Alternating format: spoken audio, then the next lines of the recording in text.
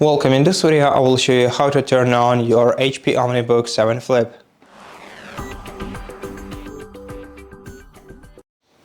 To turn on your laptop, make sure that it's fully shut down by looking at your power button. If it's not turned off, you will see the LED indicator glowing in the top right corner of it. Also, to make sure that the device is not discharging, I recommend plugging in the charging cable into either the charging port into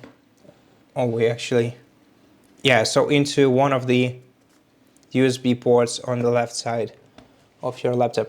And after that, you just have to short press the power button, give your laptop a couple of seconds, and eventually you will see the LED indicator on the power button starting to glow, and in a couple more you will see the HP logo on your screen, which indicates that your laptop is turning on.